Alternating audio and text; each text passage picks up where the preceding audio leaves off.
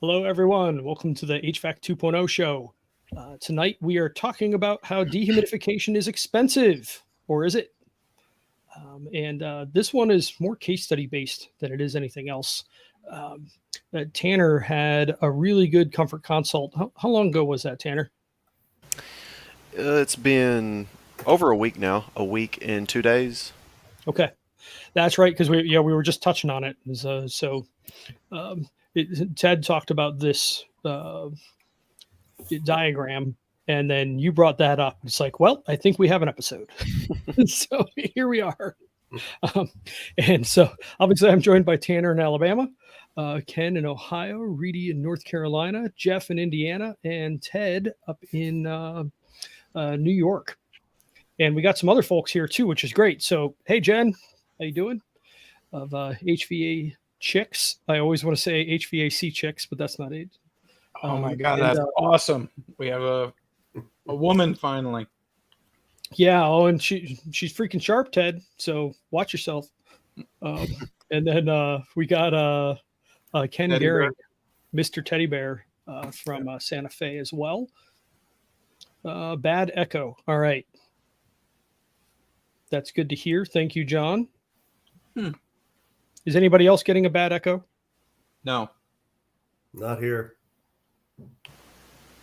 I'm not hearing it. Tanner's a little bit of feedback. No, I'm not getting much. Let us know in the comments if anybody else is hearing the echo that John is hearing.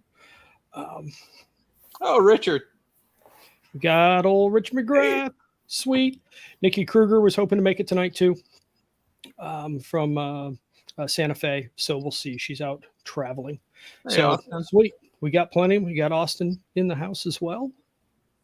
All right. So yeah, we got a good crew tonight. That's Big awesome. day for Austin. He got added to the Slack group. You guys saw that? Ooh. Oh boy, is he going to join us in the after show? That's the next question. We'll see if Ted let it or not. Ted's in charge of Slack. So, all right. So let's just dive in. This is really, I really like this diagram. And so kudos to Brian Orr in HVAC school. That's where this came from. And I'll show you which video or one of the videos that it was used in. But this is what happens when you do phase changes with water and how much energy it takes to make it change phases. This is the big one right here, is look at 970.4 BTUs to get it from water to steam. Meanwhile, it's only 180 to take it from freezing to boiling, which means it takes 5 times as much energy to convert that liquid to vapor as it does to convert it from just above freezing to boiling, which to me is insane. I remember learning this in chemistry class and just didn't think about it that much. But in dehumidification, this is the energy that we have to remove to get it to do that. So dehumidification is expensive. It takes a lot of energy. And a lot of the modern equipment is just saying, well, we don't need to worry about that. We just won't do that. We're only doing cooling. That's great. And we'll get to more on that in a minute, but I just wanted to make mention of this video from HVAC School, Heat and Comfort Basics. This is a really nice, quick building science video. And I should also mention, if you want to learn more building science from a 101 perspective, take a look at, this is my site, it's NateTheHouseWhisperer.com, and that's the site for the home comfort book. So you can hop on in there, and 4 out of the 6 chapters are free downloads. Just cost you an email, of course. And this is what we were mentioning about a month ago now, where will regulations make us sick? Unintended consequences. And Tanner actually has, I mean, this is not specifically IRA, because this house was built before all this happened, but it is about what happens when you have high SEER ratings, poor sensible heat ratios, and then also mixed with being severely oversized. It was 7 tons on 4,000 square feet? Yeah, 7.5 tons on 4,000 square feet, where the actual load is around 3.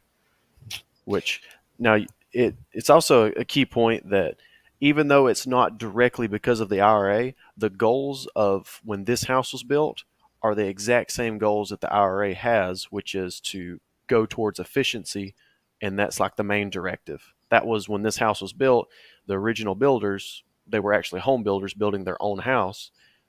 That's what they were chasing. They were chasing for efficiency. They're like, we want an efficient house. Like that was their goal.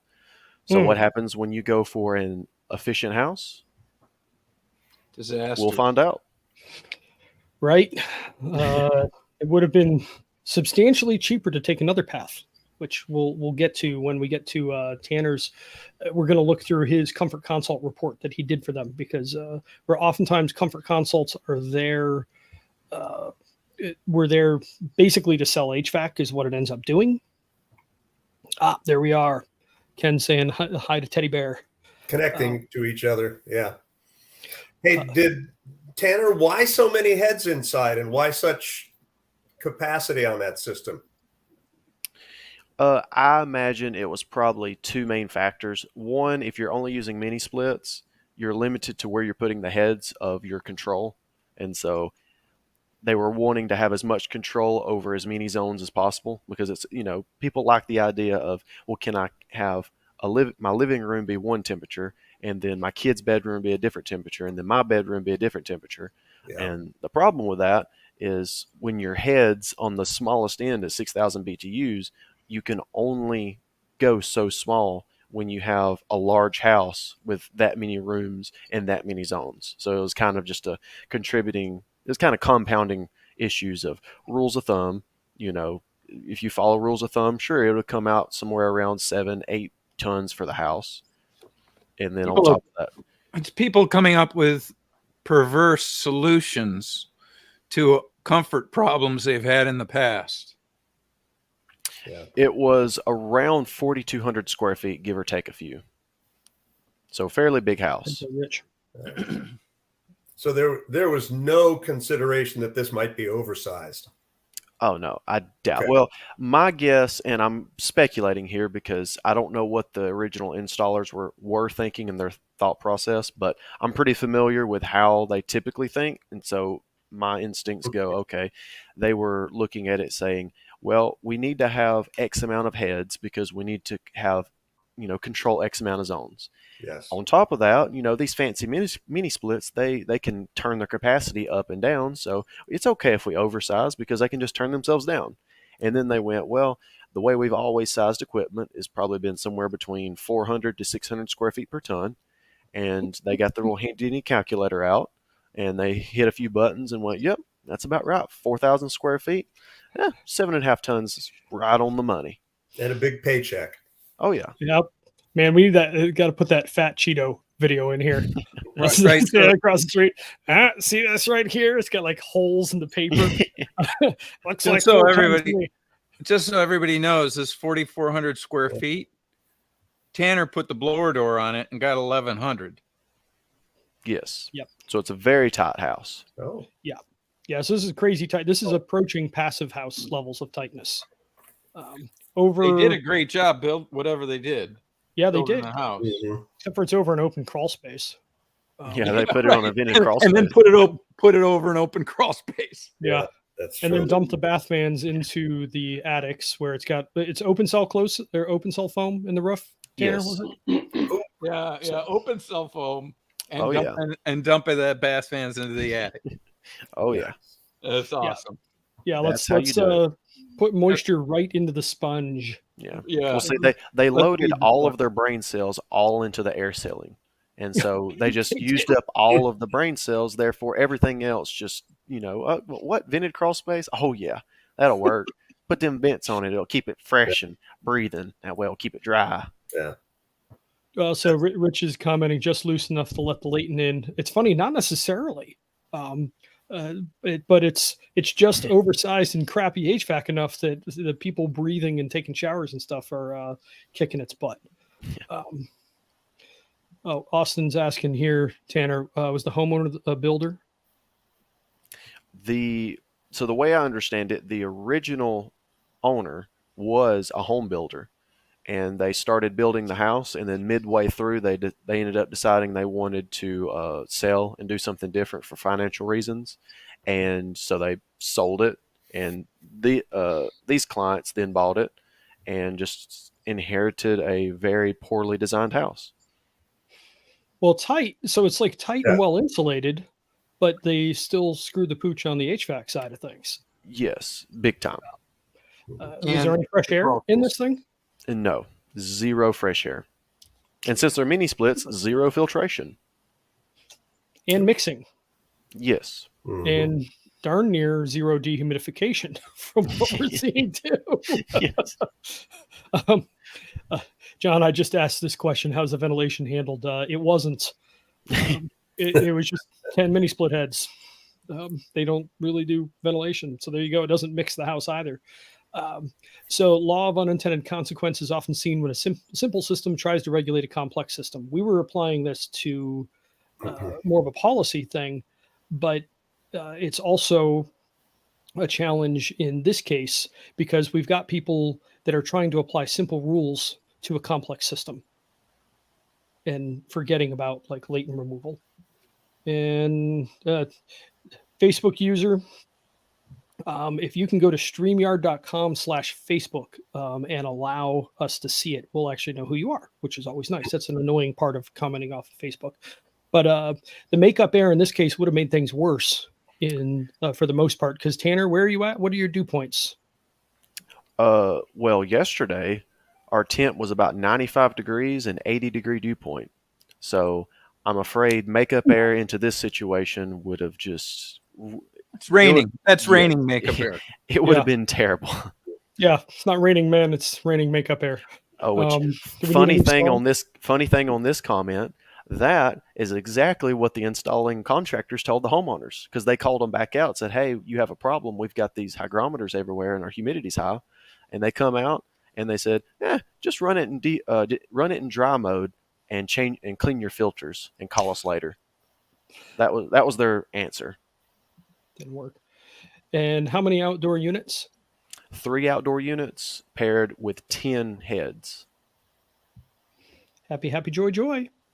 All right, let's cover a little bit of other theory stuff, and then we will look at photos from this house and then go through Tanner's Comfort Consult report that he ran for this. So for starters, to avoid a lot of this, there's a different mindset that can be really helpful to adopt, which is not my circus, not my monkeys, or another way to look at it is not my money, not my problem.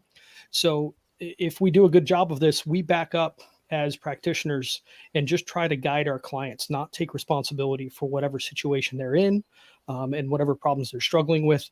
We want to help them understand the risks and rewards of different paths without getting personally involved. So this is kind of like bedside manner for doctors, really, where you present the solutions and you work hard to help your clients, help the patients get better. But at the end of the day, the patients are making the decisions. It's their problem and it's their money. And that can be a little tricky. Yeah, it doesn't have to do with, like, the saying isn't insinuating that you just don't care, period. Mm-mm. It's simply that you're not going to overreach your bounds as to what you're supposed to do. You're not going to step outside of your compartment and outside of the realm that you're supposed to be in. Like, if you're a doctor, you don't go to your client's home and jerk them out of bed and force them to go to the gym and force them to work out and hold them at gunpoint to eat healthy. Like, you don't do that. You can just go, "Hey, you might want to consider start working out, on a regular basis, and maybe put down the Diet Cokes." Or the regular Cokes, for that matter. I don't know which one's worse. I really don't. And a lot of what we're talking about here is being the guide, not the hero. So it's not that you don't care. Here we are. Don't care more than them. This is Mike Platko here. I'm not going to ramp down enough. You give them the facts and let them decide. It's like the old Fox News slogan: "We report, you decide," which is BS for everybody now. It's a nice slogan. That's a good one. I don't know if there's any truth to it, but it is meant to be that way. We report, you decide. So we'll help you understand. But there's 2 key things. If you're going to take responsibility, A, you need to get paid, and B, you need to have control over the outcome. if you don't have both of those, don't take responsibility. And we really don't have control over hardly any of this when it comes to homeowners until they sign a contract and write a check. Yeah, they got to really be willing to lean in. Yep. So, and it's about us being the guide, not the hero. So we want to be Obi-Wan or Yoda. We don't want to be Luke. Heroes oftentimes are stupid and heroes get killed. Yeah, Tanner's not here looking for what he can sell. He's here under this circumstance because he's being paid, and he's being paid to help himself and the homeowner understand what the heck's going on with this house. Yep. Yes. So actually, Tanner, that's an important point. Tell the story of how you ended up at this house in the first place. Yeah, so it started with trying to think how to. I guess let's just start with the viewpoint of the homeowner. You know, they had this issue. They were, they called the installing contractor out, trying to get to say, hey, how do we fix this problem? You're the one that put the systems in, and they were no help. They said, clean the filters, run it in dry mode.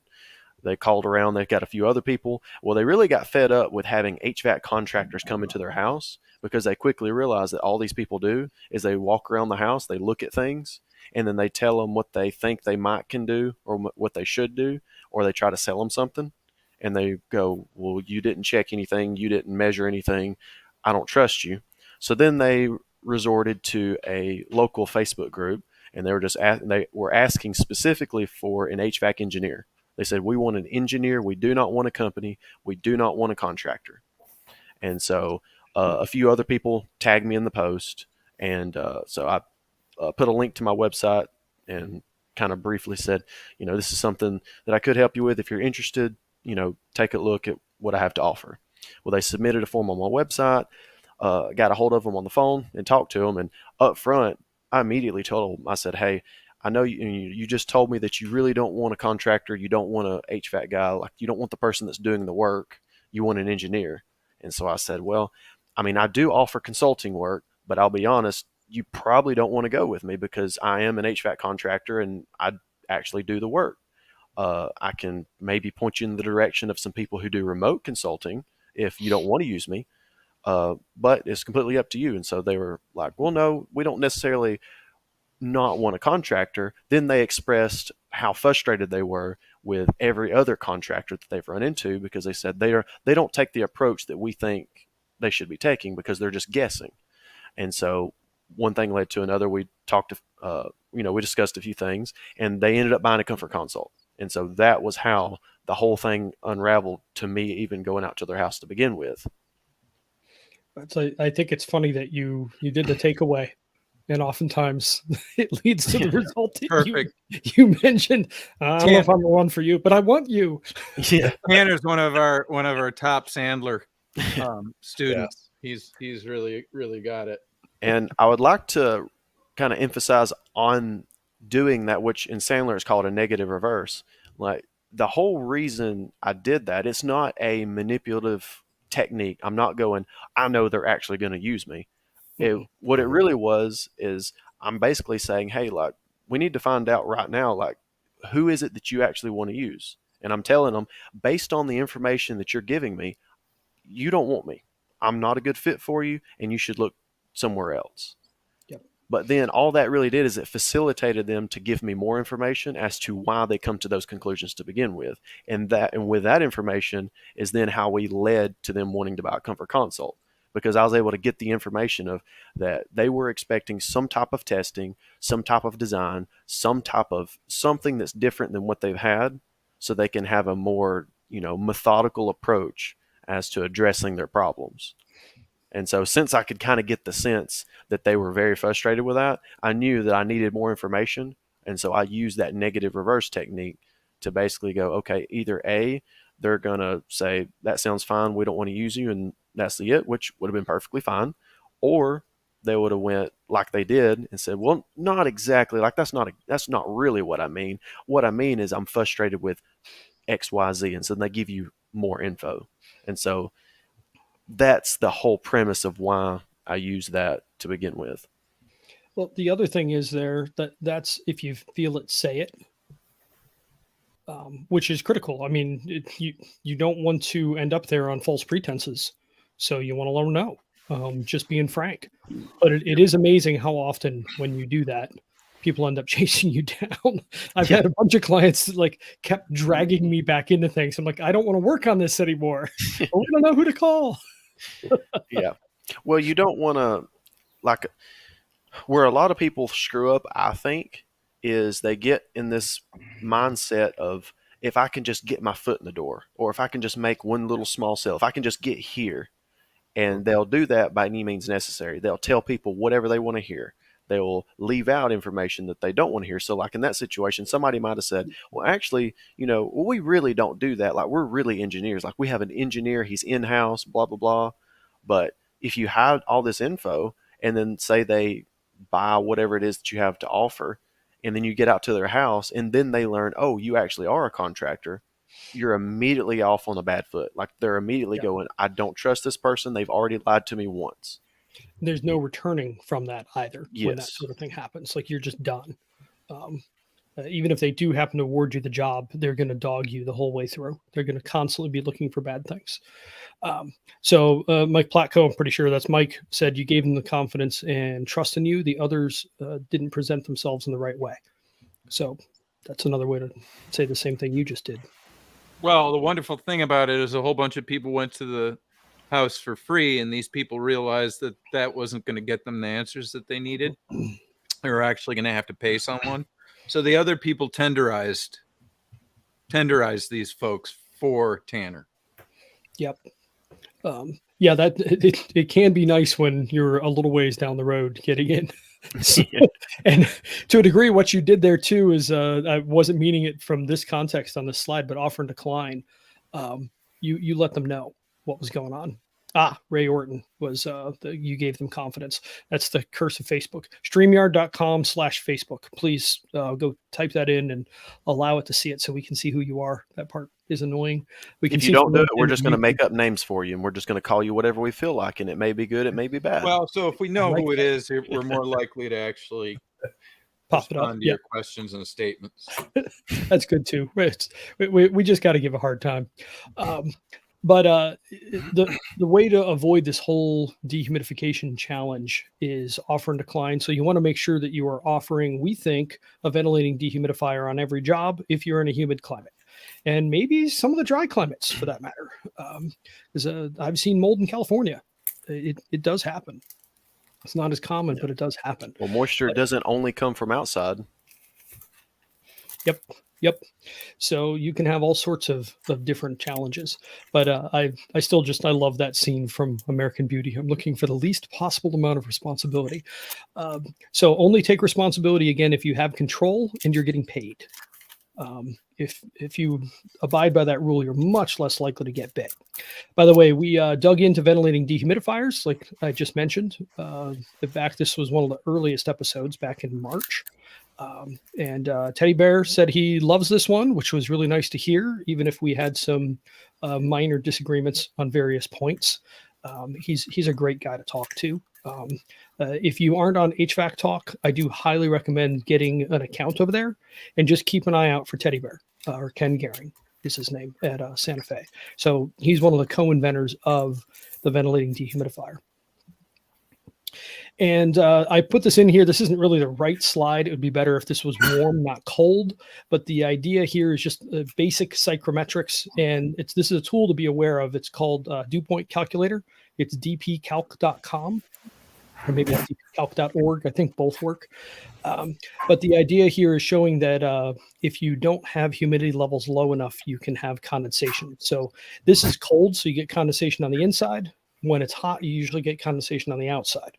And this is a client where we just really struggled to get his relative humidity down. And he was getting condensation, and then it would turn to ice because a lot of these were single pane windows. It would turn to ice in the middle of the winter, and he was not happy about it. So we put a ventilating dehu in, and that helped. But it really would have been better in this case to do something with the basement floor because the moisture was coming out of the floor. That's where the source was. And we talked about this the last couple of weeks, heuristics, having just like a general thing that tends to work for a lot of situations. That's what we designed Badass HVAC to be. And note that dehumidification is in here. You need to have 24/7 dehumidification capability through either a dehumidifier or a reheat dehumidification. And then when you're talking to clients about this, this is what would have been really good if this original homeowner, or I guess Tanner, it would be the people who ended up buying the place, if they would have understood this mess. Because the dehumidification capabilities were basically like this basic equipment. In fact, this is basically what they got. They have decent load matching, kind of, except for they don't turn down low enough because the heads are too big. But their dehumidification is awful. They have no mixing. They have no filtration. They have no fresh air. And they have no humidification. So they got a very expensive system that really can't do anything that you want every system to do. Every car does 5 of these. The only one cars don't do is humidification. Which I would argue they have plenty of humidification going on in that house. Oh, yeah. Well, yeah, they're Just good take a on shower. that. Going the wrong way. Yeah, take a shower, dump it in the open cell in the attic. Let's rot that roof, baby. And we talked about reheat dehumidification back in the ventilation series as well, back in early April.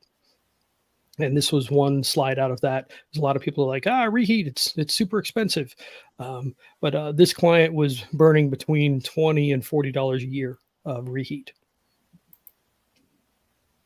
And then, well, here's another one, the IRA, which this is going to lean people towards systems with bad dehumidification. This would be one way to present an IRA qualified system, a cheap IRA qualified system. Hopefully you've got some better ones on option.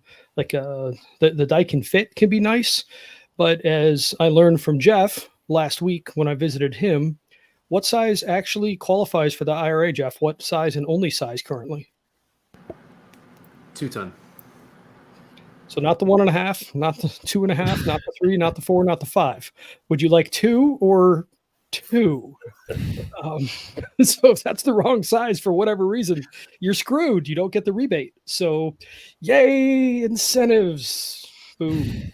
On the other hand, 2 ton, if you get the blower door, turns out a lot of houses are 2 ton. Yeah. Well, this house could easily work with 2 tons. So that might even be too big still, because you said you came up with 3, right, Tanner? Yeah. So yeah, keeps life interesting. Well, let's look at some photos from the house. This is a Govee monitor, which I've heard has a pretty decent sensor in it as far as these cheap sensors go. Yeah, there you go, Mike. Anything you want as long as it's 2. Like any color you want as long as it's black. Thank you, Henry Ford. Appreciate you. So important to note, they're keeping the house in the 73-degree range. But Tanner, you want to take over and I'll flip through the slides? Just tell me when to move on. Okay. Yeah. So when they started noticing some issues, and the main issue they started noticing was mold in the house, and so their immediate thought was, okay, let me check my humidity. So they bought some of these humidity sensors put throughout the house, and it was pretty interesting that a lot of times when people have high humidity, they tend to be uncomfortable. So then they counteract it by turning their set points down. They actually kept them like fairly normal. I mean, it was, except for one room, it was anywhere between 72 and 75 throughout the house. And so that was interesting. And as you can see, this is the only room where they actually kept it cold in there. And so they definitely were, which as you can see, the humidity was pretty high, and it was on an exterior room. Yeah. Yeah, that's clammy. So for the people that are listening to this later, Tanner, what are the readings here? We're at 66 degrees and 75% humidity. Woohoo! Nothing Fun bad times. happens there. No. Parties start around 60, so around 75, they're getting good. Oh yeah. In fact, let's look at some parties. In Florida, you're not even allowed to say this word. It starts with an M and ends with OLD. But in Bama, we'll say it left and right. We don't care. So what are we looking at, Tanner? We are looking at that good old mold. And what is it growing on? So the main where they said they started seeing it was around all of their windows. And as you can see here in this picture, they have mold that's starting to form just right on the edge of the windows. Now, their house was really clean. So they stayed up on keeping things clean. And so they said they, on a regular basis, are having to wipe down not all of their windows, but at least 70 to 80% of them. So how long do you think it had been since this window got cleaned, if you had to guess? Probably no more than a couple of weeks, a month, maybe. Yeah, that's bad. Rear starts to form in 24 hours. Yep, can be sometimes 48, 72. Just depends on your conditions. Yep. Well, and when you have mini splits that just circulates air with nothing, it doesn't bring in fresh air, and it has no filtration, you're not catching anything. So you're just, any mold spores that's floating in the air, you're just circulating it throughout the house. And so all it has to do is stick in some, wet, cold, damp spot, and bam, you get stuff like on these blinds right here. They had the blinds were kind of I don't know exactly what material they were, but it was kind of a paper filling type. So definitely mold food is what it served as. And so a lot of their blinds had mold like this growing everywhere. Yeah, here's another view of the blinds. It's all over, basically, or at least towards the bottom of it. Yes. And was anybody getting sick yet? The only thing that they mentioned that is possible, and they already had came to the same conclusion, was that the wife said that she thought her and one of her daughters seemed to be getting more headaches than usual since moving into the house. Okay. Yeah. But the husband did say that he had some like allergy tests done, and he was very minor as far as reactions to mold. And so they're all starting to get chronic illness, or could be. Well, he may not have the possibly. gene. Yeah, and that's kind of it was kind of funny. They were actually like they figured out a good bit on their own just from reading and researching. Smart. Because when it come to this, they was already telling me kind of what I was thinking when we got to this section, because he was like, yeah, I'm probably not very sensitive to this type of thing because it's probably minor levels, but they are probably a little bit more sensitive. Therefore, they've started feeling, a little bit more headaches than usual. And as we were going, awesome to have a client that is up to speed on this stuff, right? Oh yes, in the right way. Anyway, sometimes they go down the wrong path. Yeah. How about is the husband out of the house more so than the rest of the family? Is he away at work for 10 hours a day? So he has less exposure. Yes, which also plays a big effect. And as we were walking through the house and I was taking pictures and stuff, this was something that they weren't planning on showing me. Well, actually, I take that back. This one was, but another one wasn't. They just so happened to grab the bag and pulled it out, because they were grabbing it to move it, and we was like, "Oh, darn! There's more mold on just this backpack." So I asked them, "Well, how long has this backpack been sitting here?" And they said, "Oh, well, no longer than 2 months." And so this is what had happened just in 2 months of sitting there. Yeah. Good. 70, 75, 80% relative, pretty high dew points. Yeah. This is. Yes. So we know what this is. We did this to ourselves back in the 70s when we had the energy crisis and we started tightening homes and insulating them. But like visqueen, plastic was a really common thing to put inside. And we made a whole bunch of people sick. That's what we're looking at right here. And a lot of this is a byproduct of efficiency requirements, just saying, oh yeah, well, dehumidification isn't that dehumidification hurts our efficiency. So let's just get rid of it. Yeah. But this is what happens when you get rid of it. It's a bad thing. And this is not an easy thing. So I really wonder how much of this is going on in places you can't see in this house. That's the $1 million question. And that's really what makes this particular instance the most complicated, because we understand a good bit now that we've looked through this, we've did some testing and we've analyzed, but we also have unraveled more that we know that we don't know. So the majority that we've learned is the things that we don't know yet.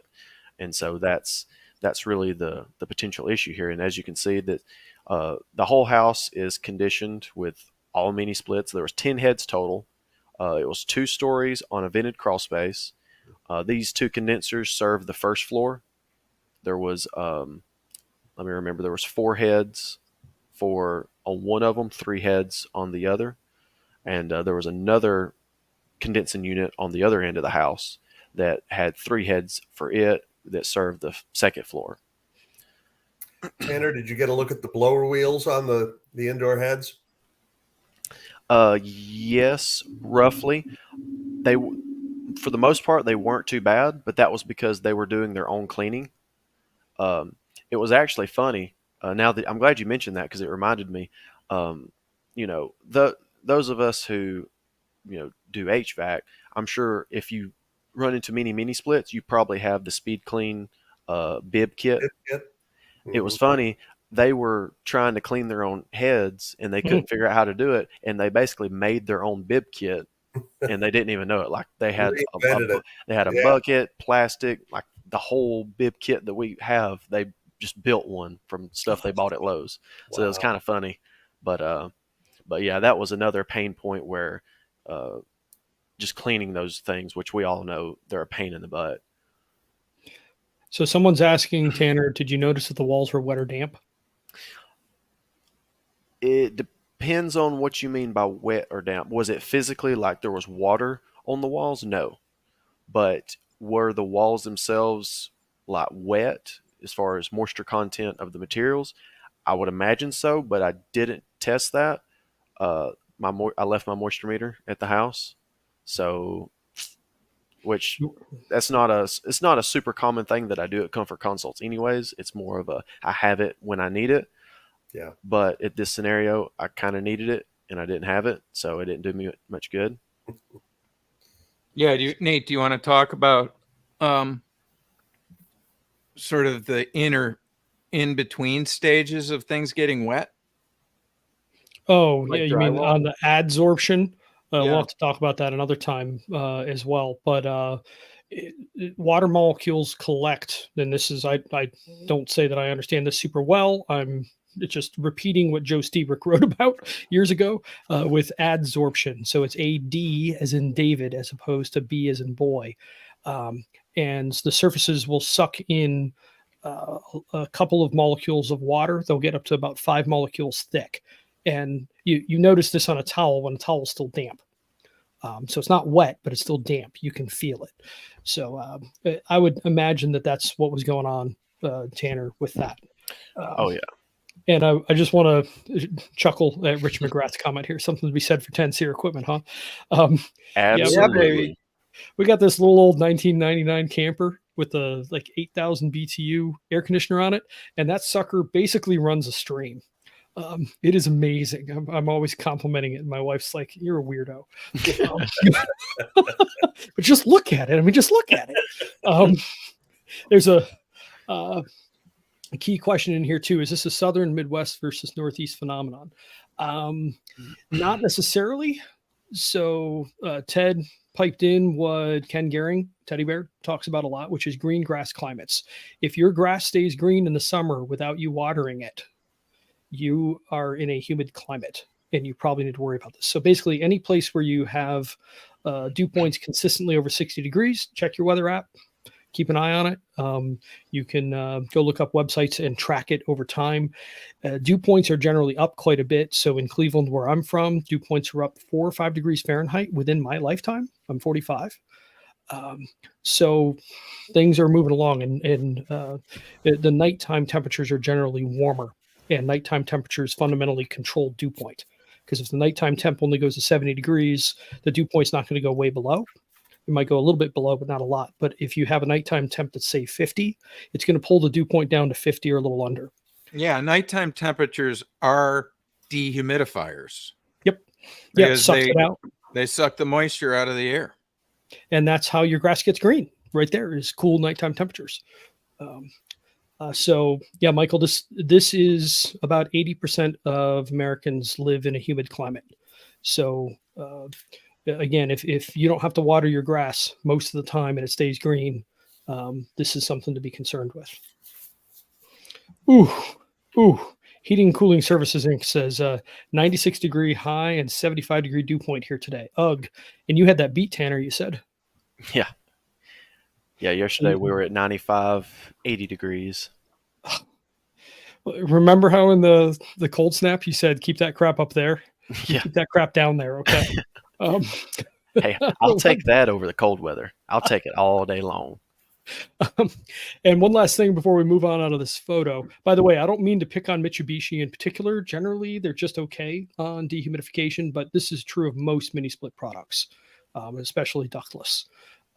But what is this back here, Tanner? This little vent in the wall. Oh, just one of the dumbest things people love to continue to do in modern building right now, which is called a vented crawl space. And if you're one of those mouth breathers that likes to put these together and think it's a really good idea in a humid climate, then, I don't know, drive your car off a cliff. It's not Keep just your the mouth errors and breathers. emissions paid up. Tell us what you really think. Don't hold back, Tanner. Mitsubishi makes quite a point about making sure you don't oversize, which is precisely what they failed to do on this application.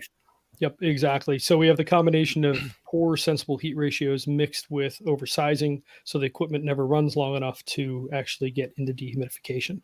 Yep. So that sucks. And it never runs. Never runs Hard. with oil. Yeah. Yeah. So If they were running closer to capacity, they'd be much better off. Yep. Yeah, because that's the other thing. In looking at the data sheets, I haven't looked at a ton of them, but I've looked at least 5 products or so. The air handlers on those, well, it's not really even an air handler, just the wheel, the CFM capacity, it'll be like 500 to 700 CFM. It's a very small range, where like the little 1.5 ton fits that I have at our Airbnbs here, they go up to 900 CFM and down to 234. So that's a very wide range of airflows to work with. So they can play with those and actually get really good dehumidification. I've been crazy impressed by those until you get in the shoulder seasons, and then they fall flat on their face because they don't have reheat. Daikin,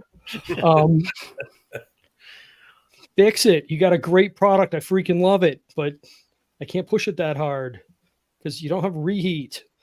So here we are, Heating and Cooling Services Inc. Ventilated crawl spaces do not work in the Southeast for 7-8 months out of the year. That's true basically everywhere. Why don't we just say 12? Yeah. Because in the winter, when they do work, your floors are cold. I don't want that either. Yeah. Well, you have to keep in the wintertime, you have to have the vents open so you can try to somewhat maybe dry up the standing water that you've collected over the summer, spring, and fall time. And so, I mean, it's really the house just trying to heal itself during the wintertime. Yeah. And during that time, you have to deal with cold floors and everything, all the other problems that come with it.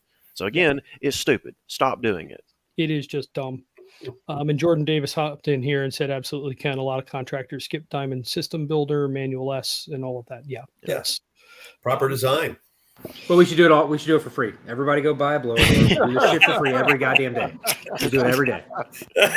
Triggered. Wait, somebody should build a system where we can get paid for this, or we can drop the responsibility. No, you just do it for free, and you guess, and you look at it, and you just assume, and you take all the blame because everybody's incoherent but you. Oh yeah. So Jeff, are you getting paid? Do you have control? If I'm not getting paid, I'm not doing shit. Doing what they got. So sorry, bleep that out. What? You mean you don't give free estimates? And that's why I like Jeff. Like for likes. That's it. Get what you got. Like for that. So we got Tanner and Jeff going. So maybe we won't be able to push Reedy's buttons. No. The survey says, no. You really got to work Reedy hard. Collect Reedy, never. Yeah. Father Reedy. He's literally our resident pastor. So, he puts up with our craziness. All right. So what I wanted to jump on to next, Rich McGrath, what's a cold floor? You punk.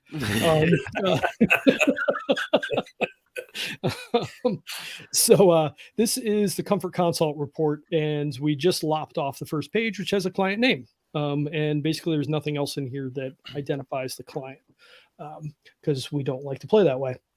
So we're just going to run through what Tanner put in here. So for starters, Tanner, you want to talk about their goals and how these get ranked? Yes. So at the Comfort Consult, what we like to do is we like to, ask them exactly what is it that what's your goals from us doing this? Like, what are the goals for why I'm here? And normally, I will say I don't think I did a great job on this one because typically we like to kind of have it be a more emotional response rather than like a factual something that sounds like it come out of like a robot told you. And so on this one, obviously their main problem was they're having to clean mold off their walls, windows, blah, blah, blah, consistently. So in the mold was really their number one goal and priority. And so we went down the list of all your goals, and what we like to do is say on a scale of 1 to 10, 1 being I don't care, it doesn't matter if it gets fixed, 10 being fix it now. How would you rank that? And so 10 was what they ranked their in the mold goal to be. If you can bring up the report again, so if I can remember exactly how I worded the other two. When we were looking throughout the house, we did find that some of the bathroom exhaust was just vented straight into some attic knee walls, and they have open cell foam on the roof joint on the roof deck. So the attic knee wall is conditioned space, so they're just dumping bathroom Moisture exhaust into the house. straight inside the house. So that was a big concern. They wanted to definitely address that. And then the next one was they were worried about, just the indoor health because of the mold, because of the lack of filtration, because of the lack of humidity control and lack of fresh air. It was a concern, but it wasn't nowhere near to the level of ending the mold. And so really what that tells us is if we fix the mold problem, but we don't address, every other factor of making inside healthier, then that's them telling me that I would be okay with that if it aligns with their budget better. By the way, what was their budget? So their original budget was they were thinking somewhere around 3,000 to 5,000. I would like what they are smoking. And also, would they like a swimming pool full of unicorn tears to go with it? Yeah, so that's one of the reasons that I titled this dehumidification is expensive, because we're going to get into what the suggested pathways were to actually fix this, and they would have done better getting a different system in the first place. Yes. So, all right, moving on. This is the blower door testing and the zonal testing. So this house is a little on the tight side, eh? Yeah, very Pretty tight. nice. That's a nice number. Yeah, so this house is 1,150 blower door, CFM 50 cubic feet per minute, 50 pascals to about 4,000 square feet. So that's pushing 1/4 to 1. And 1/4 to 1 works out to, I hate to say it, but about a 1 ACH 50, or a little bit under, might be 0.8, 0.1, or 0.8 to 1, something like that. This is really tight. So we are approaching passive house levels of tightness with this house. So this is not a shell-focused problem in this house. This is an HVAC-focused problem, with the exception of, what was that dumb thing they had underneath the house again, Tanner? Oh, you mean that atrocity called a vented crawl space? Yeah. That, again, is installed by mouth-breathing morons? Yeah, those. That's exactly the assembly that I was talking about. By the way, the air sealing course, I'm just about to launch a dumb thing. I seem to be saying that forever here recently, but it is right there. I'm figuring out the last pieces of how to offer it, put some last things together. But that covers how to do crawl space encapsulation. It's not necessarily that incredibly difficult. It is hard to do well. And also Nikki Kruger of Santa Fe offers a class in crawl space encapsulation. So what I have will give you at least a general overview, but all the details they dive into. Okay, so Tanner, were there any leaky places in the house? Nothing substantially. The first floor, everything was within 1 Pascal. Wow. Like it was very even. The second floor was basically one open area, so there was just one door at the top of the stairs. That was the leakiest. Trying to remember, I think that one was it 7 pascals? Yeah, 15%. So yeah, Yeah. 7.5. So that was the worst, and the reason it was that is the second floor it was 4, maybe 5 attic knee walls. I can't remember exactly, and so there was some places in those attic knee walls where the spray foamers kind of missed several spots that we found. But at the end of the day, I mean, it's still a really tight house.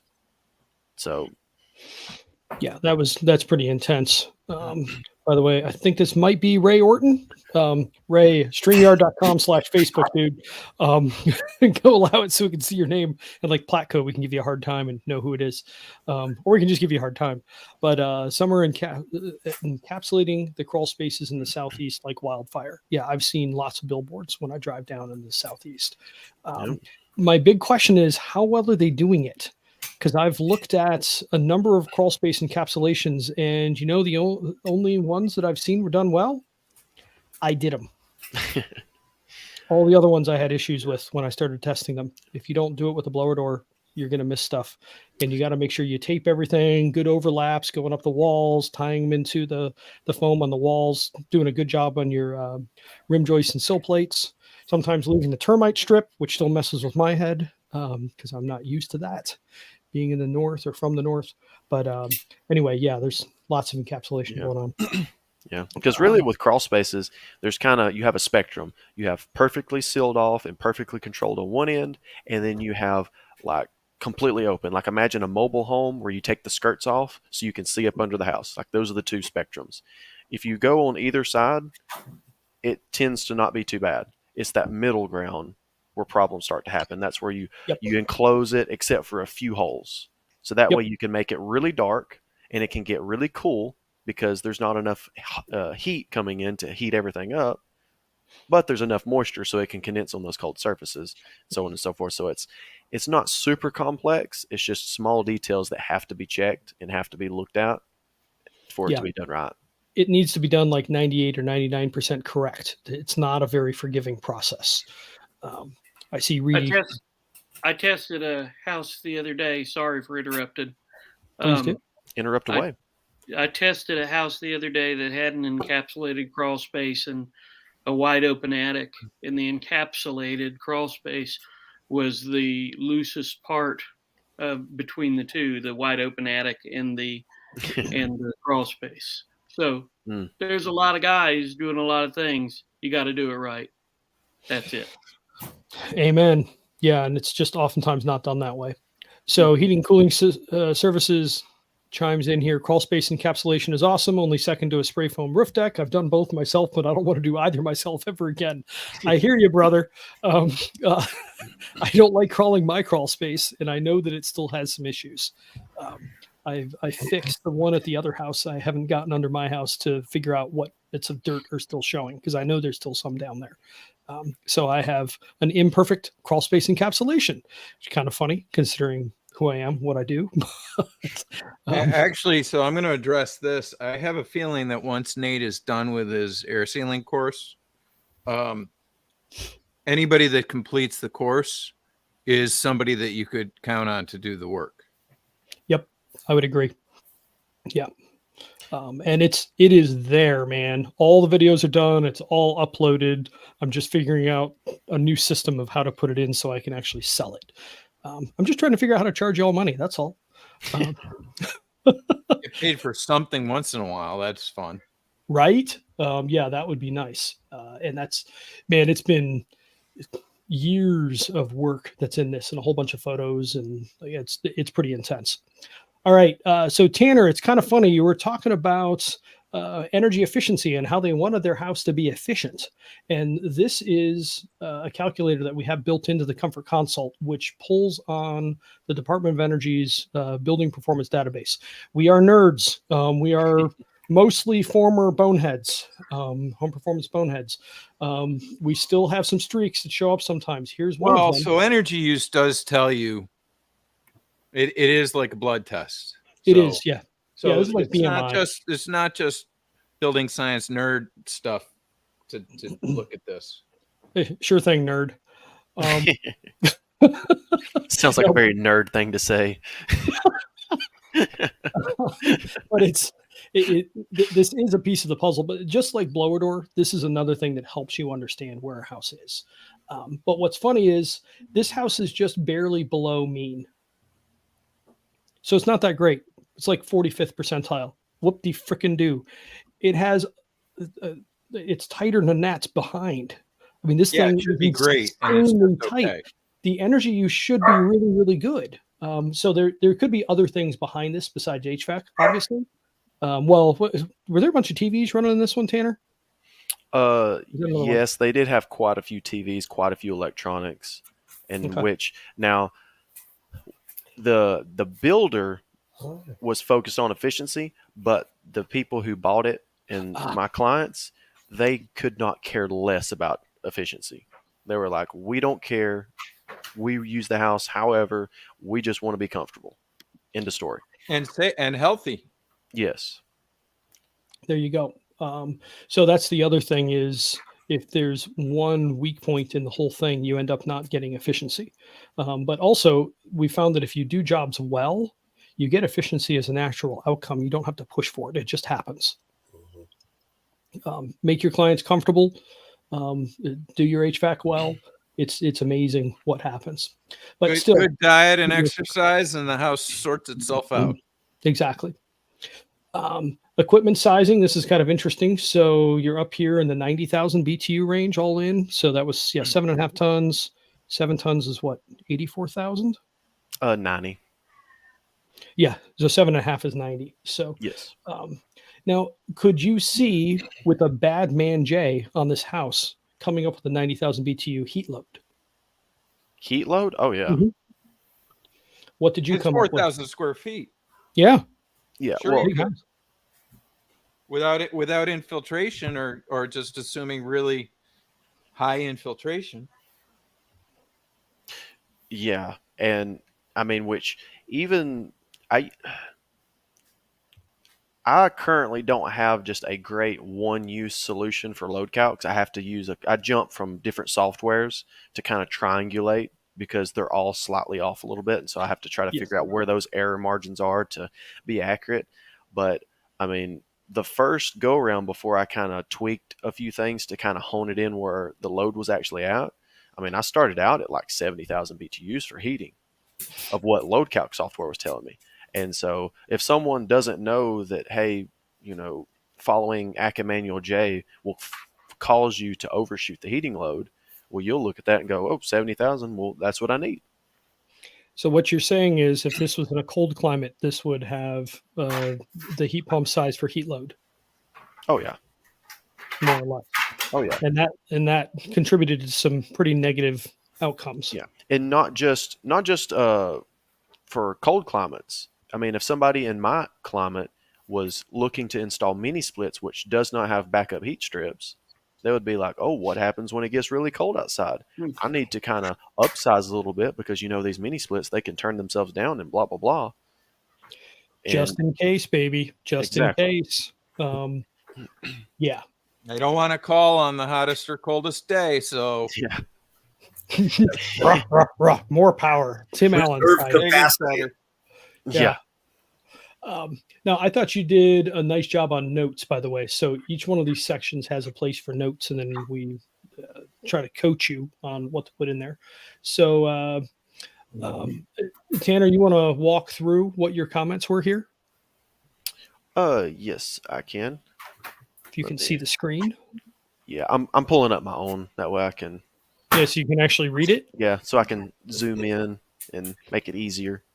Can I make that give bigger? us another zoom in on your screen there, Nate. Yep, let me do that. Does that make it any easier? That's Should make better. it a little easier. Thanks. One more even? There we go. Yeah, let's do that. Yeah, there it goes. Yeah, so on this section, I'm really looking to do a few things. I'm looking to state the obvious, first of all. I'm looking to restate anything that they've already told me. So if they have observed a problem and worded it a certain way, I want to use those same words back to them, just for a few reasons. One, I'm kind of showing that, hey, I actually was listening to you.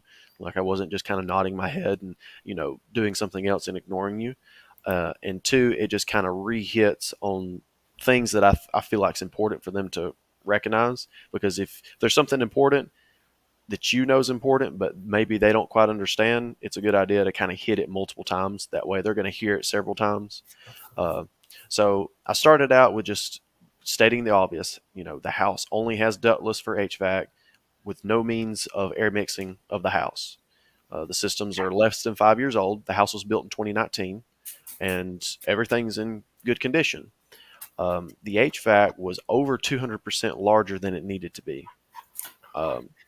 That's just kind of restating what they just seen right above that, showing that it's oversized, and added in that oversized HVAC is a large factor for poor humidity control.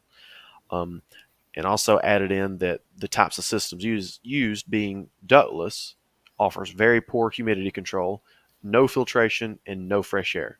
And that's regardless of brand. They don't dehumidify well. They have no filtration whatsoever, and obviously they don't bring in any fresh air. So just, again, restating the same thing. While taking pictures and walking through, it was noticeable that a couple of the heads were dirty, and the ones that were dirty were the ones that they hadn't got to yet with their DIY cleaning. So, again, just kind of restating, putting everything on the table so you can kind of see all the contributing factors to what's going on here. One thing that we haven't mentioned yet that we noticed was in the crawl space, all of the line set, even with the Armorflex, and the Armorflex wasn't tore up, it wasn't jacked up, but they were all sweating really bad.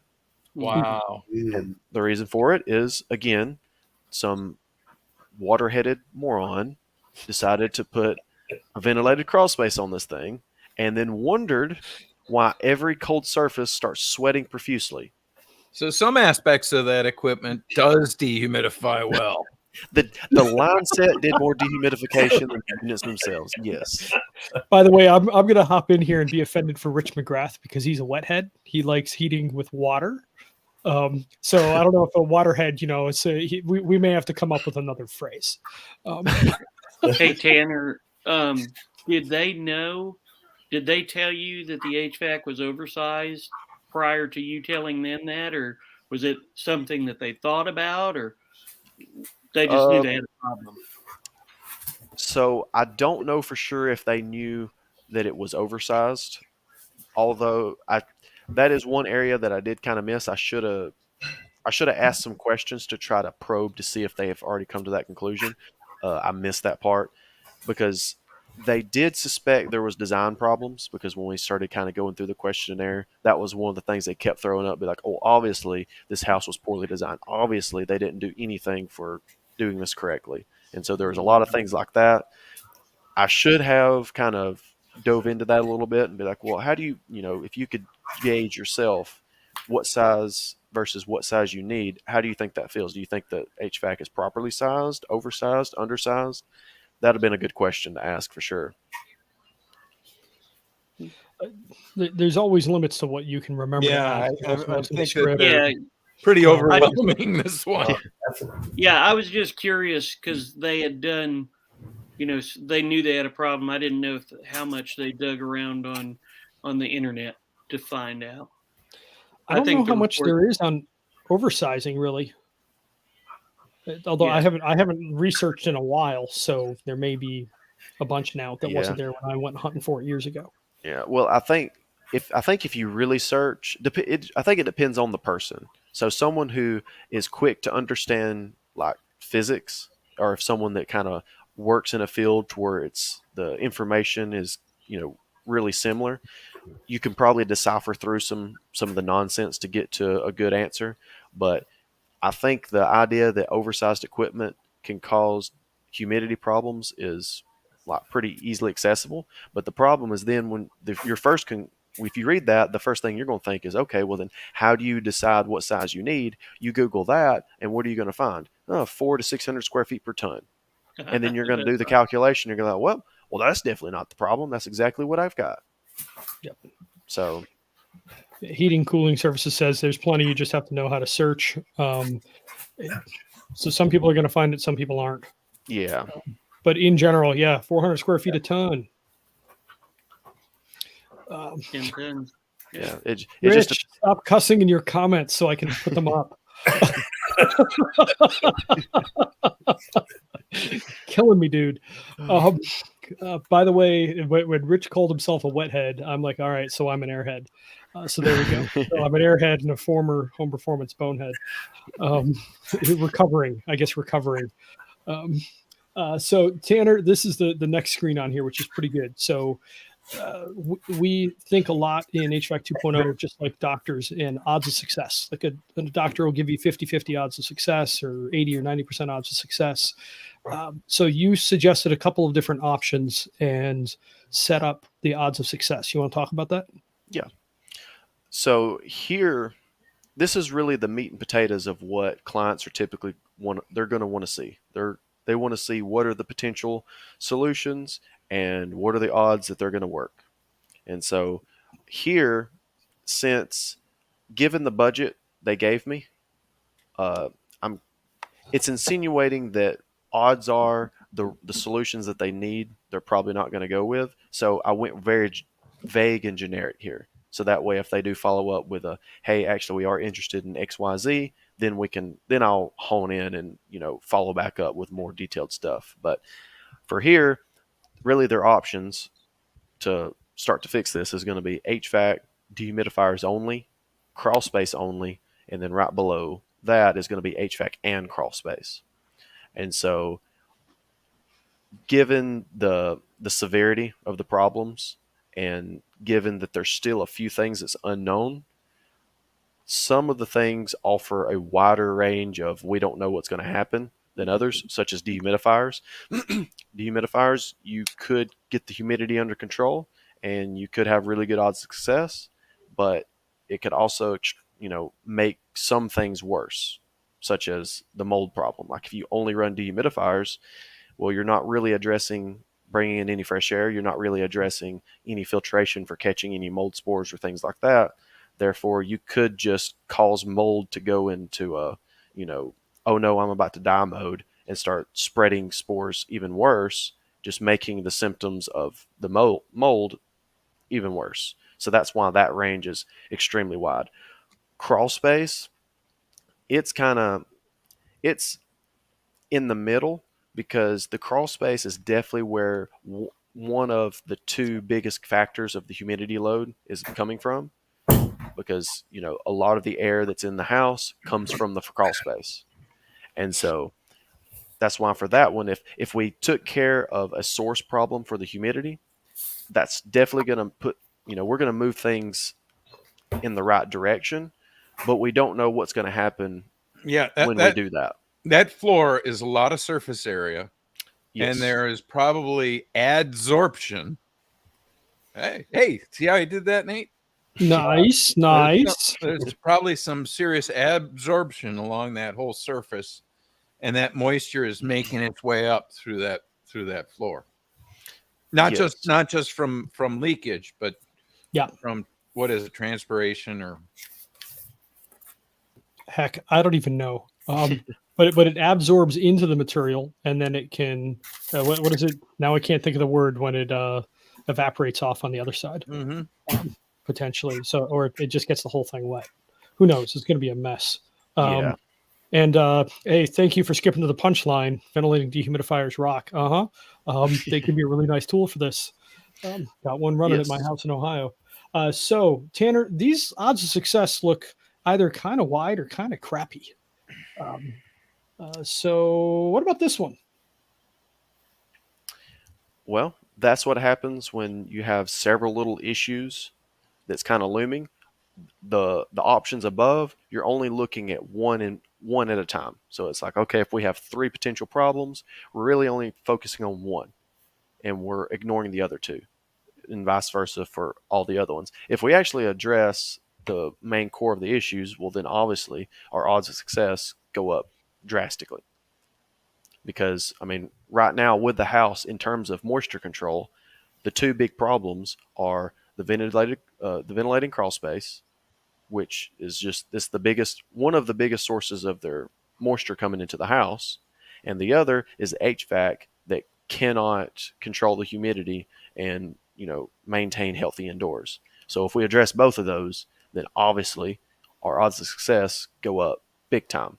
But if you notice, that's not 100%.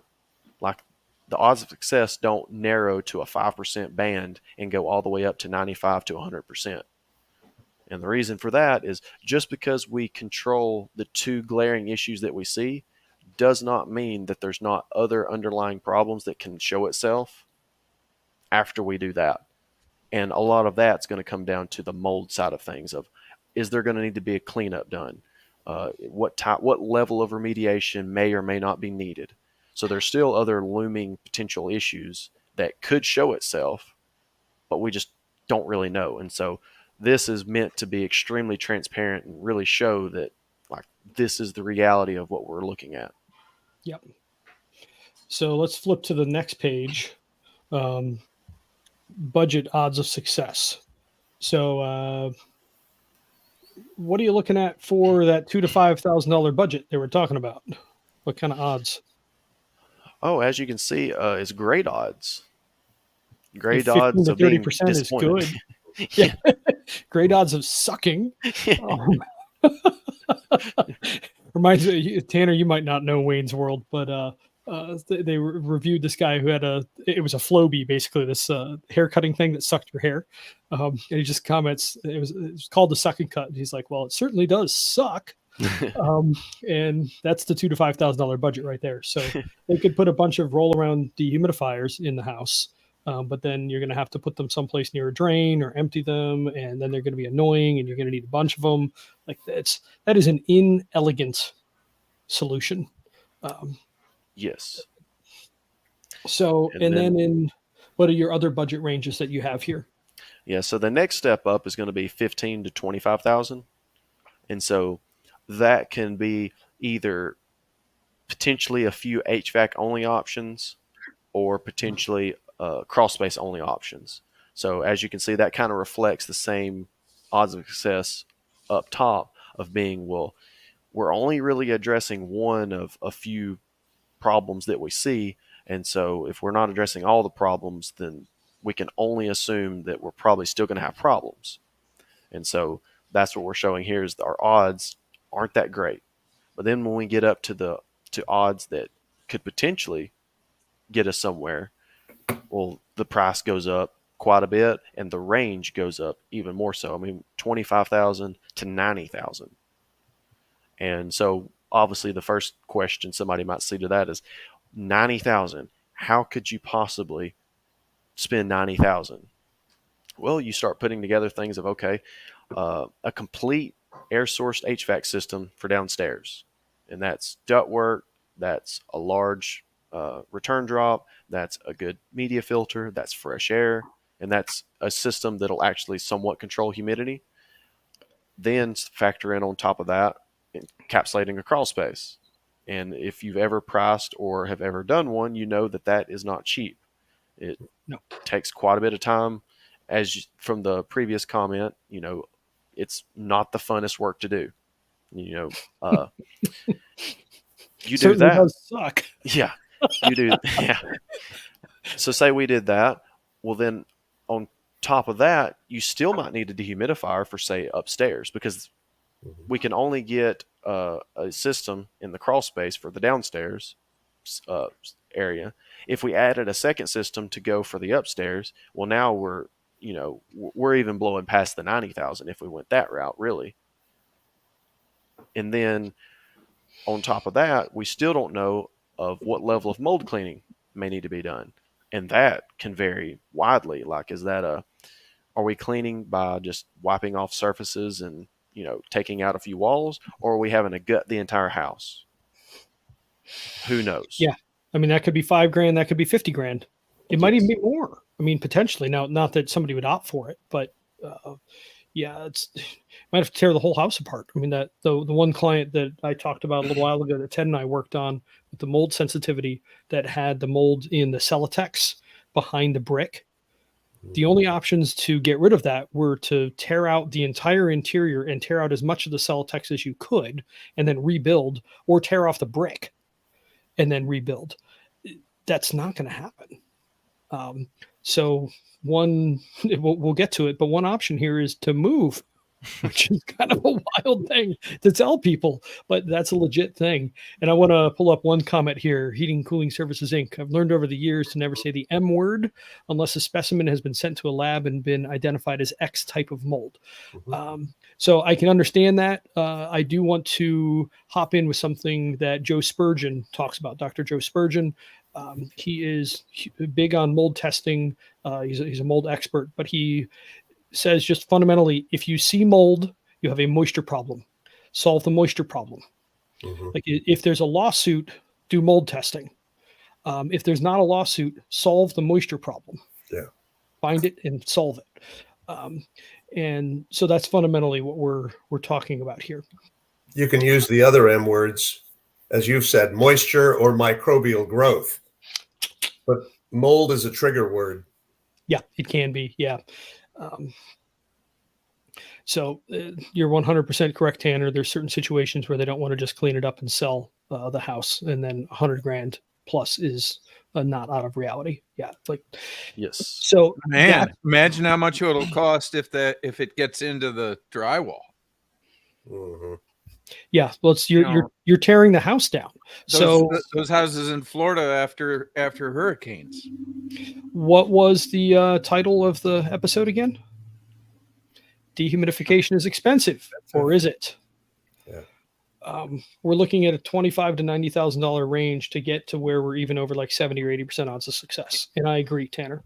Like, not dehumidifying is expensive. Yep. Yes. So I mean, we have to deal with the crawl space, and we have to deal with the humidity, and we really should deal some with the cleaning. To what extent, I have no idea. Yes. But if it's there, it should get dealt with. Yeah. But like all the wall cavities are going to be full of this. So you better pressurize that house.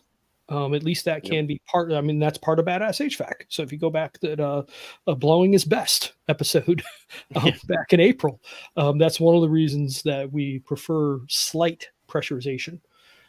Yeah. And it's also something key to add that in a situation like this, it's obvious that there is a moisture problem in the air because that's what they have actually read. That's what they've actually picked up.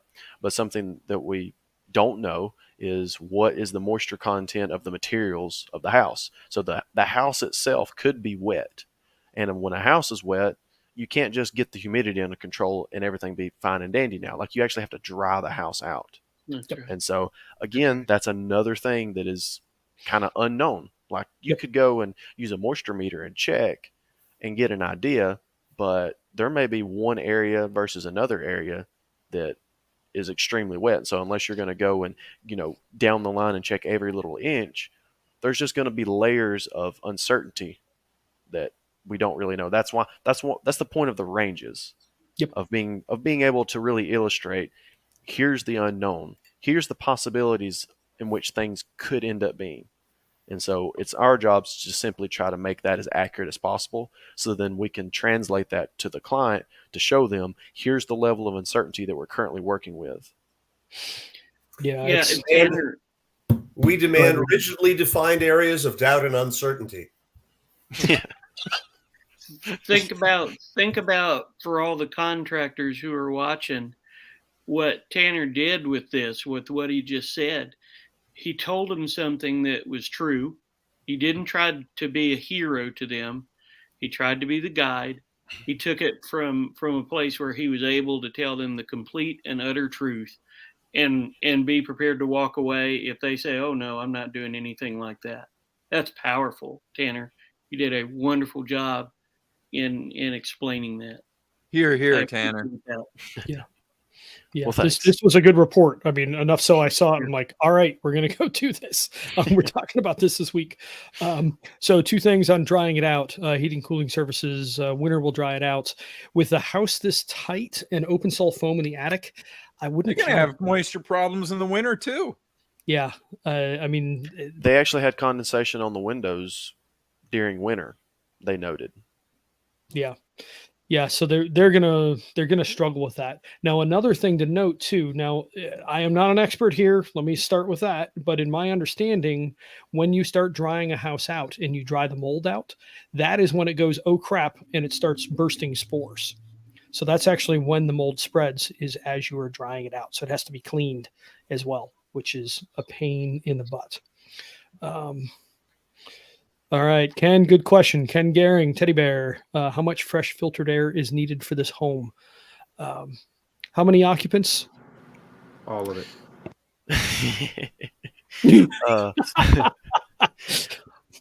There was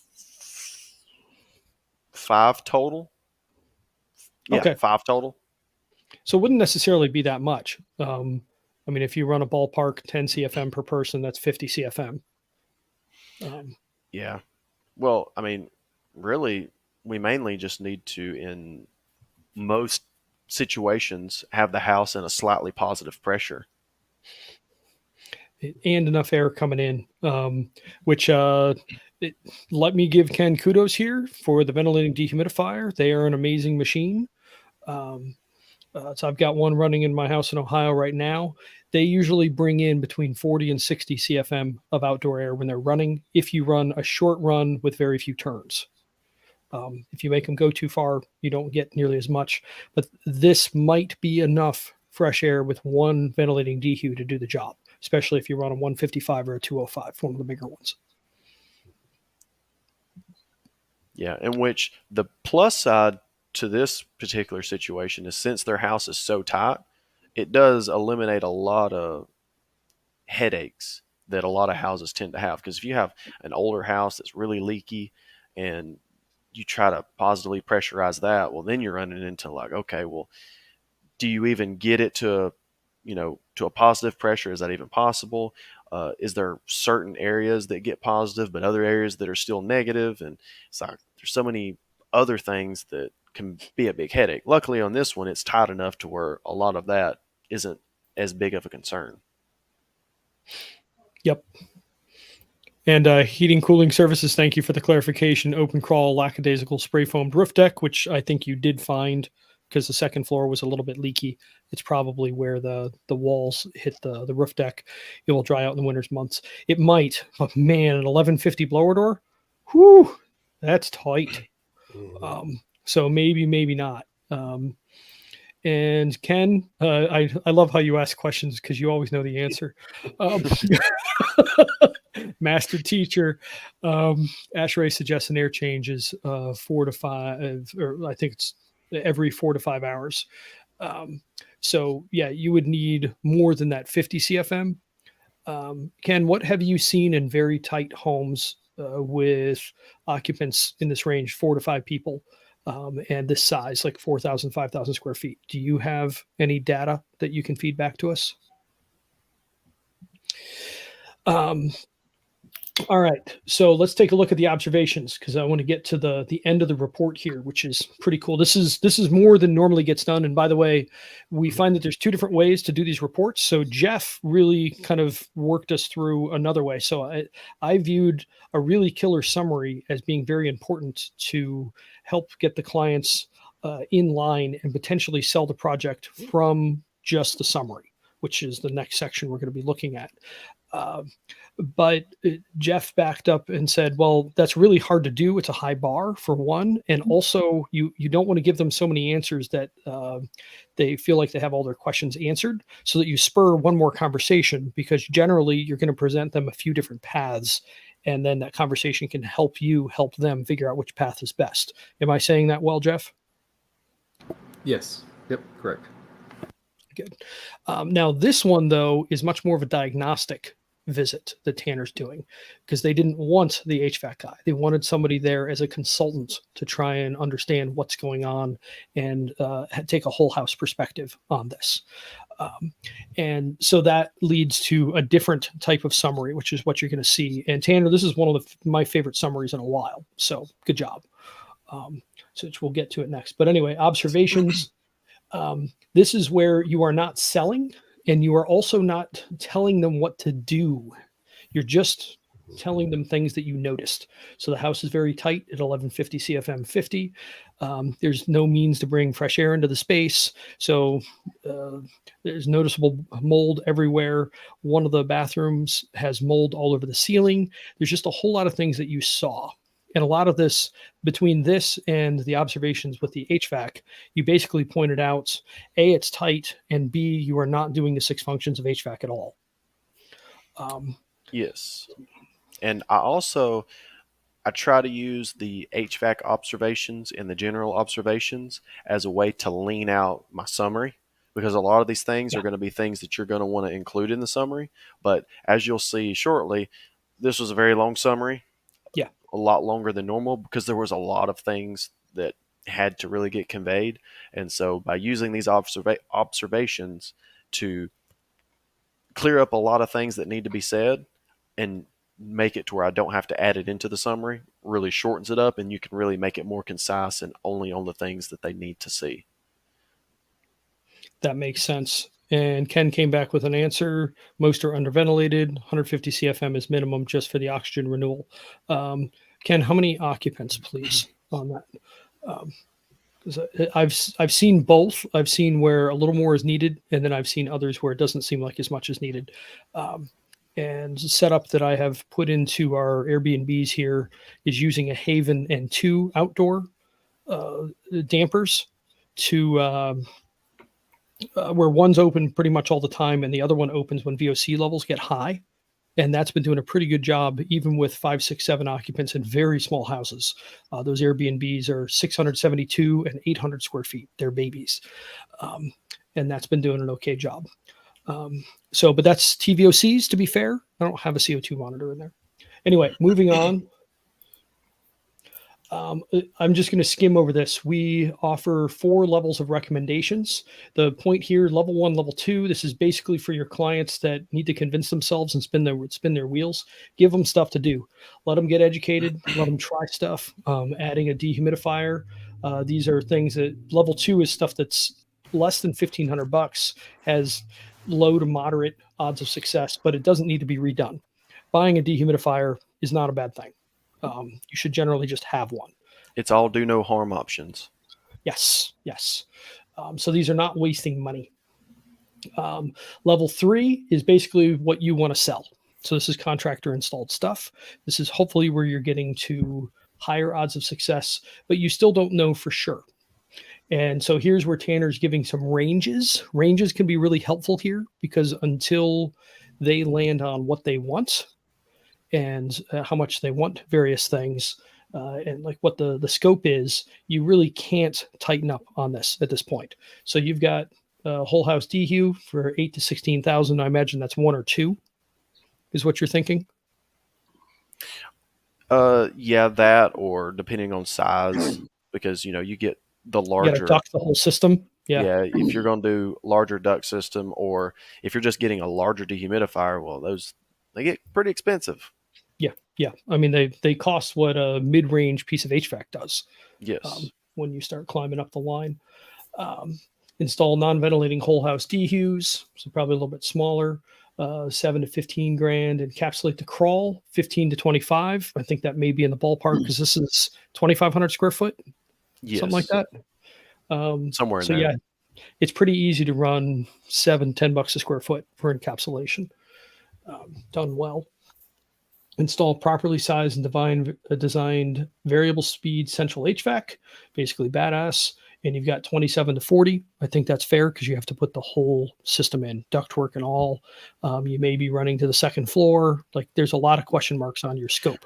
Yeah, well, that's going to be like, okay, that's design, that's cutting in new registers, that's, literally everything. That's including fresh air, that's including, filter media, blah, blah, blah. So it can easily hit 40,000 if you get top of the line everything with all the top options. Yep, all the trimmings, the well-installed ductwork, well-sized ductwork, tackling the second floor. Yeah, like there's a lot of different things can go in there. And mold remediation, 4 to 40 grand. That's a very fair range, could be higher. Who knows? So at this point, as the clients are reading this, they're probably scared crapless because I'm trying not to swear. Rich, by the way, Rich said you can't offend me, and I'm like, I know I can't, which is why I'm joking and saying that I'm offended. You can't mess with the grass. You can piss him off, but you can't offend him. And then level 4 is what we call the comprehensive planning process. So this is when you need to finish the energy audit. A comfort consult is essentially the first half of an energy audit. This is the second half, and this is a really good one. So, I mean, this is like a $2,000 to $5,000 audit generally. This is really significant. You really have to figure out what's going on. You create detailed work scopes for dealing with a whole bunch of things. You're going to have to call some contractors, get some prices. Like, this is quite a bit of work. But if you have a basket case house, this may be what's needed. This house borders on that. Like, we kind of have a decent idea of which way. Like, it's not a shell problem in this house, except for the crawl. Yeah, I mean, since the shell is in pretty good shape in terms of controllability, it's mostly an HVAC problem. HVAC, including the V with ventilation. Yes. So it's Definitely really, how do we deal with that whole situation? Exactly. So, but this is offered, and this is part of what we teach to the few people that actually get there. Rich, damn dude. I can't post any of your comments. Sissy. I can. There we go. Trying to keep this PG. We're sliding to PG-13. So this summary is pretty long, but Tanner, do you want to summarize the summary?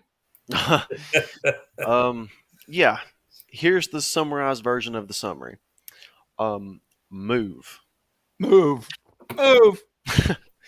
So You don't love this house. Yeah. And so move. Yeah. So really, I'll kind of describe my frame of mind of this, why I did it this way, and essentially the message that I'm trying to convey. So really, first of all, my mindset in this is I'm not trying to push anyone to do anything. So I genuinely do not care what route they prefer to go. Like, I've been paid for this work. I went out and done it, and I feel like I've established, a good relationship with these people. And so hopefully this provides them the information that they need to make the decision, and whatever decision is best for them does not matter to me. It doesn't matter if we're going to just sell and move, or if we're going to buy a bunch of portable dehumidifiers and just throw them out all throughout the house with some filter fans, or if they actually want to move forward. Like, either option is fine with me. And so I'm really trying to convey that. And I'm also trying to convey here with, hey, you told me that $5,000 is your budget. If $5,000 is really what this is worth to you, then my recommendation is to move, because we cannot get anywhere close to having any decent chance of fixing this. Well, people in a 4,000 square foot house aren't really good. It's not going to be acceptable to have a dehumidifier for every mini split head. Yes. They're not going to have 10 dehumidifiers throughout the house. And then they still haven't solved their indoor air quality, their fresh air or filtered air situation. So are they going to have filter fans, 10 filter fans throughout the house too? Yeah. Well, I mean, if you want to attempt to DIY it, that's about your only option. $100 a pop. You can build 10 of them for $1,000. Yeah, right. Air filters. Go there, $70 for a set of filters and $25 for a fan. Yeah, because I mean, and that could be a good option for them. Because let's say they're in a situation where, hey, it's not worth it to us. We don't want to fix it, but unfortunately, we have to live for long until we leave. Yeah. So what's the best option? What can we do to numb this as much as possible? Well, it's portable dehumidifiers and filter fans, and open the windows when the outdoor dew points are below 55 degrees. That's it.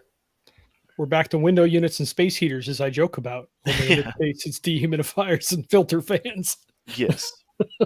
And so that's actually interesting. Maybe some crappy old window rattlers would help with the dehumidification. Not a bad idea, honestly. Let's Yeah. get 2, 3, 4 of those hanging out the house and just shut the mini Turn splits off. everything else off. Yeah. Yeah. It's going to do a lot better than the mini split. They do a nice job. I had 2 of those cool in my old house, 2,200 square feet, 1835 build, 3,800 blower door. Wasn't super tight. Was okay for its what are age. the smallest window rattlers now? Like half a ton? 5,000. Just Okay, under half a ton. So if they had 4 of those, that's going to be less than 2 tons. You know, that might actually, might struggle to keep up. Yeah. So you get Yeah. continuous run and continuous piss. Yeah. Well, I mean, you could do that. Set your window units at a lower temp, and set your mini splits at a higher temp. So the mini splits, they just kind of catch the edge if they start to lose the battle. Mm-hmm. I I should have love these inelegance, like blunt force Yeah. options. Start figuring it out now so that you're out of here before next spring. Yeah, seriously, that's about it. So I liked your 4 approaches here. The first one was Band-Aid approach to attempt to blunt the problem, which would be under your $5,000 budget, which is what we're talking about. Dehumidifiers, window rattlers, filter fans, whatever. Second option, low to middle end approach. Carefully attempt to correct the humidity in steps and be prepared for any domino effect issues that occur. Third, middle of the road to high ends, same as above, but address more up front, so you probably don't have to do as many steps. And then 4, the comprehensive planning process to address all issues. Really take your time, work your way through, run the numbers, try and pick some good pieces of equipment for doing this, and come back with the full range of options and costs with fairly accurate costs. And yeah, those are them. But I mean, fundamentally, it's move or don't move. They have to decide that first. Yes. And which is exactly why on the very first paragraph, where I say makes my immediate reaction to be to consider doing nothing and looking to move. And Boom. so, like I said, really all I'm trying to do here with this summary is I'm trying to paint the picture that I see for them to see. So that way, and then highlight, okay, here's the question you need to answer. That question is, do we move, yes or no? And if the answer is yes, well then, guess what? Problem's not your problem anymore. If the answer is no, well then it's, okay, what are we going to do are we going to just do nothing? Or are we going to try to just band-aid it and make it slightly less worse? Or are we going to try to solve the problem? And if we do want to solve the problem, what does that realistically look like? Because the real goal for me is I'm trying to avoid situations where someone has unrealistic expectations as to what something's going to cost. They spend a small amount of money, say they spend 10 to 15,000, and then their problems are not any better whatsoever, or they get worse. And then they're left with going, what the crap? Why is this happening? I just spent $15,000 and now my problem's worse. Like, that's what we're trying to avoid. We're trying to paint to go, hey, just so you know, if you want to begin to touch this problem, we're going to have to get into 30,000. Yeah, like, that's the range we're in. So if that number is way outlandish for you, I would recommend to not do anything, because you're just going to be extremely disappointed. You're just going to waste a bunch of money, and everybody's going to be miserable through the entire thing. And so that's what I'm trying to convey here. I'm not trying to push towards anything, not trying to push towards buying something or not buying something. Simply, hey, here's what I'm looking at. Here's what you need to look at. Here's the questions you need to answer. Let me know when you answer them. Yep. Yeah, you're doing the Ross Perot. Remember him running for president when I was in high school, and he'd buy a half an hour at a time. And this is pre-PowerPoint. The dude was like 70 or 75 anyway. And he just had like a flip chart, and he'd say, "Here's the deal." Whack. He'd hit it with his stick, and he'd go through stuff. And that's kind of what we're doing here. It's like, here's the deal. This is what we're looking at. What do you want to do? And this is what this client asked for. So coming up in a show, we'll have to hear about how the follow-up went on this one, because you haven't talked to them just yet, have you? I have not. Okay. That's going to be really interesting. So let me ask you another question too. Judging by how expensive those mini splits probably were, because they look like they're high-end Mitsubishis, and there's 3 of them along with 10 heads, how much more do you think it would have cost to put in the right HVAC system in the first place? I'm going to ignore crawl space for now, but just HVAC. Yeah. I don't really know if it would be any price difference one way or the other, because I don't sell Mitsubishi, and so I don't know those prices off the top of my head, but I do know the multi-head systems get quite expensive. And so I would imagine it would have to be pretty similar, and it's even possible that it could be more expensive for the mini splits, honestly. That's my bet too. They were probably sold them for their capability of zoning. Doing all those wonderful things. Yeah. Yes. Yeah. Well, they bought them for zoning and for efficiency. Yeah. And so people who have spray foamed houses don't need zoning. Nope. No. Oh, yeah. You know, and that's just such a shame that they sort of seem to think that they do. Yeah. Which that's a whole nother episode that will really rile up a bunch of morons. The vented crawl space people and the zoning people, they get together and they hold signs at the picket fence going, "No, we're good. We're not bad. We know what we're doing. It's you who doesn't know what you're doing." Well, let's see here. Let me bop back. All right. After party. Well, almost. We got to just end this up just a little bit. So dehumidification is expensive, or is it? This Not house, dehumidifying is expensive. Yeah. it's much more expensive. And in some cases, particularly this one, it probably wouldn't have been that different if this had been designed in.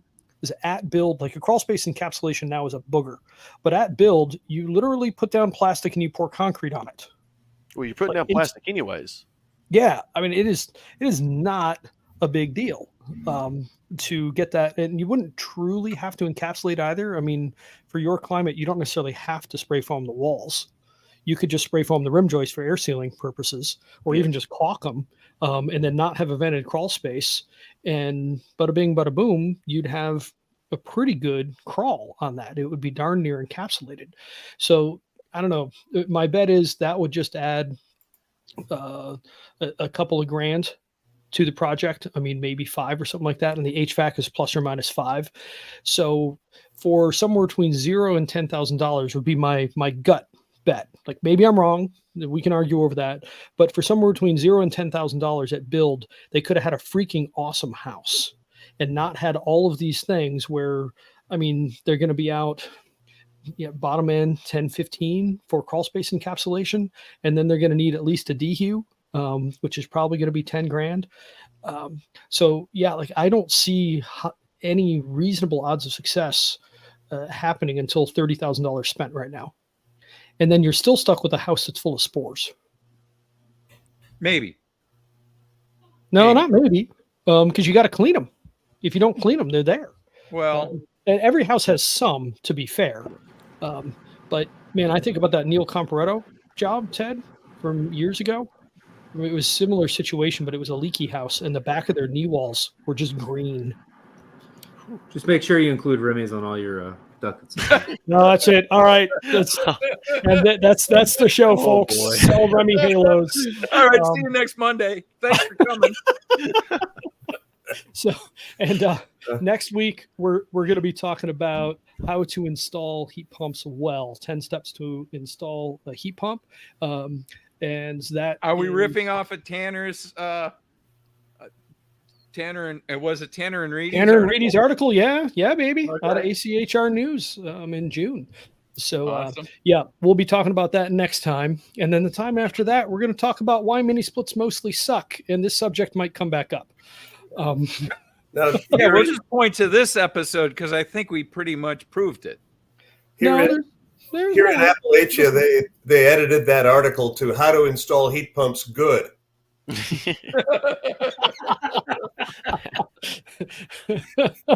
I think I read the same one, Ken, also being in Appalachia. So, all right, everyone. Thank you so much for coming. Thank you for the comments and the interaction. We really appreciate you all being here. And we will see you next week. Same bat time, same bat channel. And I hope you enjoyed the show this week. Night all. See y'all. Right.